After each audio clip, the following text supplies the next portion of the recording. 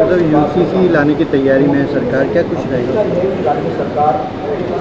संविधान निर्माताओं ने सभी सरकारों से, भारत सरकार से अपेक्षा की थी और आर्टिकल 44 में एक अपेक्षा की गई है, कानून बनाया गया है कि देश में, प्रदेश में रहने वाले सभी नागरिकों के लिए एक समान नागरिक कानून संहिता हो।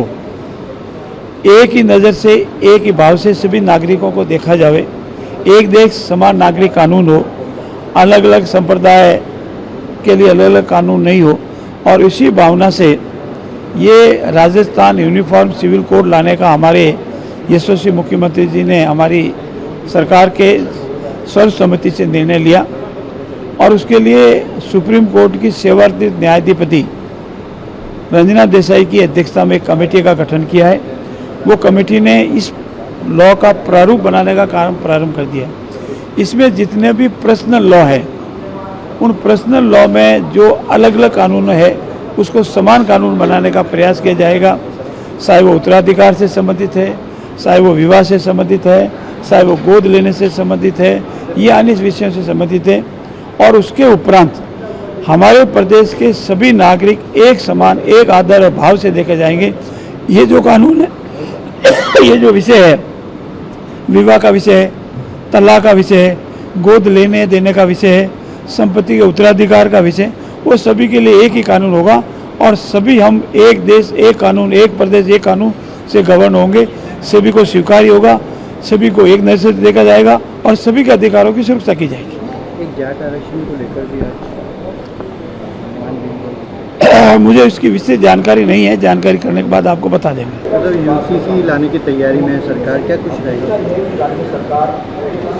संविधान निर्माताओं ने सभी सरकारों से, भारत सरकार से अपेक्षा की थी और आर्टिकल 44 में एक अपेक्षा की गई है, कानून बनाया गया है कि देश में, प्रदेश में रहने वाले सभी नागरिकों के लिए एक समान नागरिक कानून संहिता हो। एक ही नज़र से, एक ही भाव से सभी नागरिकों को देखा जावे, एक देश समान नागरिक कानून हो, अलग अलग संप्रदाय के लिए अलग अलग कानून नहीं हो। और इसी भावना से ये राजस्थान यूनिफॉर्म सिविल कोड लाने का हमारे यशस्वी मुख्यमंत्री जी ने हमारी सरकार के सर्वसम्मति से निर्णय लिया और उसके लिए सुप्रीम कोर्ट की सेवानिवृत्त न्यायाधिपति रंजना देसाई की अध्यक्षता में एक कमेटी का गठन किया है। वो कमेटी ने इस लॉ का प्रारूप बनाने का काम प्रारंभ कर दिया है। इसमें जितने भी पर्सनल लॉ है, उन पर्सनल लॉ में जो अलग अलग कानून है उसको समान कानून बनाने का प्रयास किया जाएगा।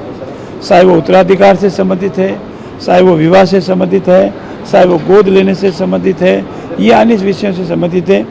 और उसके उपरांत हमारे प्रदेश के सभी नागरिक एक समान, एक आदर और भाव से देखे जाएंगे। ये जो कानून है, ये जो विषय है, विवाह का विषय है, तलाक का विषय है, गोद लेने देने का विषय है, संपत्ति के उत्तराधिकार का विषय, वो सभी के लिए एक ही कानून होगा और सभी हम एक देश एक कानून, एक प्रदेश एक कानून से गवर्न होंगे। सभी को स्वीकार्य होगा, सभी को एक नजर से देखा जाएगा और सभी के अधिकारों की सुरक्षा की जाएगी। एक जाट आरक्षण को लेकर भी मुझे इसकी विशेष जानकारी नहीं है, जानकारी करने के बाद आपको बता देंगे।